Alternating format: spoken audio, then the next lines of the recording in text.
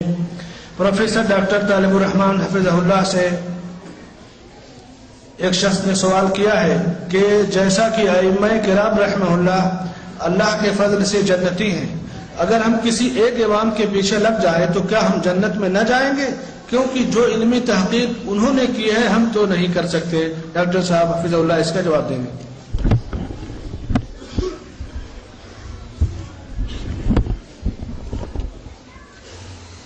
واقعی اگر آپ ایک امام کے پیچھے لگ جائیں آپ جنتی ہیں، کوئی شک نہیں۔ اگر آپ ایک امام کے پیچھے لگ جائیں آپ جنتی ہیں، کوئی شک نہیں۔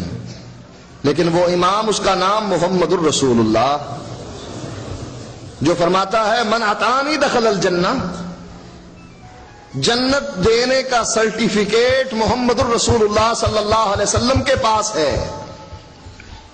اگر کوئی اس امام کے پیچھے چلے جنتی ہے، کوئی شک نہیں۔ جو امام ہے ابو بکر کا، عمر کا، عثمان کا، علی کا، رضوان اللہ علیہم اجمعین، عشرہ مبشرہ کا، بدریوں کا، احد والوں کا، جنگ خندق والوں کا، 1,40,000 صحابہ کا امام ہے، اس کے پیچھے چلنے میں جنت ملتی ہے، کوئی شک نہیں۔ حدیث میں آیا ہے من اطاعنی دخل الجنہ۔ لیکن جس کے بارے میں آپ کا خیال ہے کہ ہم خود ایک امام بنائیں اور اس کے پیچھے چلیں،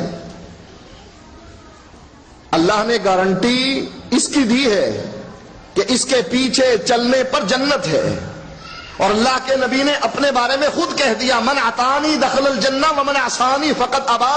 میرے پیچھے چلا بلال، صہیب اور باقی صحابہ جنت میں گئے، اور میری راہ سے اختلاف کیا میرے اپنے چچا نے، ابو طالب نے، آپ نے فرمایا میرا رب اس کو جہنم میں آگ کے 2 جوتے پہنائے گا، اس کا جسم محفوظ ہوگا آگ سے، لیکن ان 2 جوتوں کی وجہ سے اس کا دماغ ایسے کھولے گا جیسے چولہے پر ہنڈیا کھولتی۔ اس امام کے پیچھے چلو جنت ملے گی، حقیقت ہے، کتاب و سنت کہتی ہے۔ لیکن جس کے بارے میں تم کہتے ہو کہ اس کی تقلید کرنا، اس کے پیچھے چلنے میں جنت ملتی ہے، کس نے کہا؟ اس کے پیچھے چلنے میں جنت ملتی ہے، قرآن میں ہے، حدیث میں ہے۔ اس کے پیچھے چلنے پر جنت ملتی ہے کس نے کہا؟ کوئی دلیل تو ہونی چاہیے نا۔ بھئی یہ 4 امام کس نے بنائے، اور ان میں سے ایک کو مقرر کر کے کہا کہ جو کچھ یہ کہے گا وہی کچھ کروں گا، یہ کس نے کہا؟ ان 4 اماموں نے بھی منع کر دیا کہ نہ یہ کام نہ کرنا۔ امام ابو حنیفہ رحمۃ اللہ علیہ نے منع کر دیا کہ جب میری بات نبی کی بات کے مقابلے میں آ جائے فَاتْرُكُوا قَوْلِي بِخَبْرِ رسول اللہ صلی اللہ علیہ وسلم، میری بات کو اٹھاؤ اور فَاضْرِبُوا عَلَى الْحَائِطِ، دیوار پر دے مارنا، اس لیے کہ یہ نبی کی حدیث کے مقابلے میں آ گئی۔ یہی بات امام شافعی سے، یہی بات امام مالک سے۔ امام مالک فرماتے ہیں مسجد نبوی میں درس دیتے ہوئے ہر آدمی کی بات کو رد کیا جا سکتا ہے سوائے اس قبر والے کی بات، اور یہی بات امام احمد فرماتے ہیں کہ میری تقلید نہ کرنا، اوزائی کی نہ کرنا، ان لوگوں کے پیچھے نہ چلنا جس کو مالک کہا جاتا ہے، شافعی کہا جاتا ہے۔ فرمایا خذوا من حیث اخذوا، دین وہاں سے لینا جہاں سے انہوں نے لیا۔ دین کا سرچشمہ یا کتاب ہے یا سنت ہے، ان 2 چیزوں کو 4 اماموں نے کہا کہ ہماری تقلید نہ کرنا۔ اب تقلید جو قطعاً حرام ہے وہ یہ ہے کتاب و سنت کچھ کہتی ہے اور امام کچھ کہتا ہے۔ اگر کوئی شخص کتاب و سنت کے مقابلے میں اپنے امام کی بات اور اس کی آراء کو ترجیح دیتا ہے، اللہ کی قسم ہے کہ یہ انسان کبھی جنت میں نہیں جائے گا۔ سن لیجئے بات، جو آدمی کتاب و سنت کے مقابلے میں اپنے امام کی بات کو ترجیح دیتا ہے وہ آدمی کبھی جنت میں نہیں جائے گا۔ کیوں؟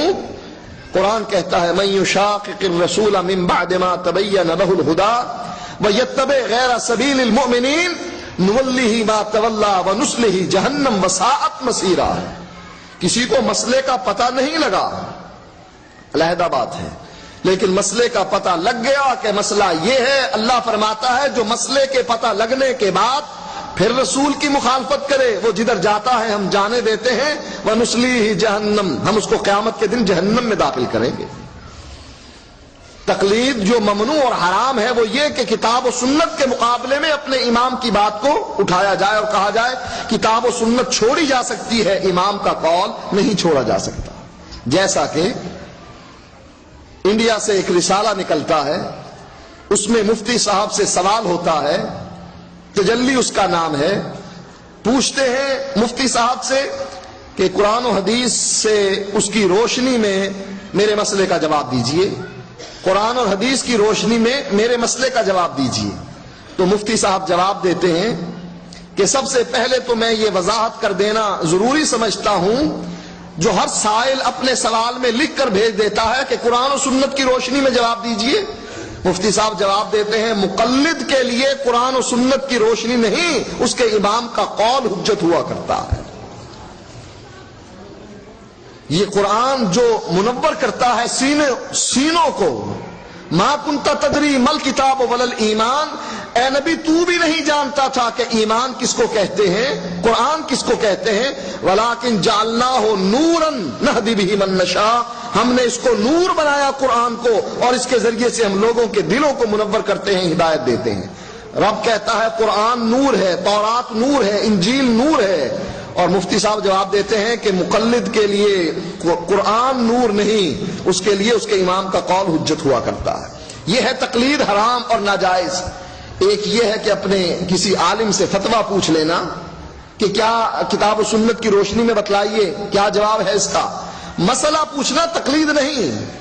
لوگوں کے ذہنوں میں شاید یہ بات ہے کہ مسئلہ پوچھنا بھی تقلید ہے۔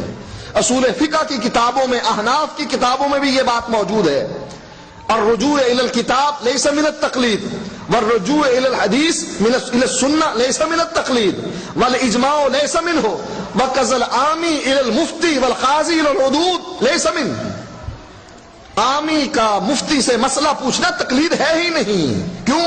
قرآن کہتا ہے فاسألوا اہل الذکر ان کنتم لا تعلمون، اگر تمہیں علم نہیں تو اہل ذکر سے پوچھو۔ تو پوچھنا تقلید نہیں ہے۔ تقلید کیا ہے؟ کتاب و سنت کہہ رہا ہے ایسے، کہتے نا ایسے نہیں، میرے امام نے کہا تھا ایسے۔ قرآن و حدیث کو چھوڑ کر اپنے امام کی بات کو بڑھانا یہ ہے تقلید، اور جو ممنوع ہے اور حرام ہے۔ اذان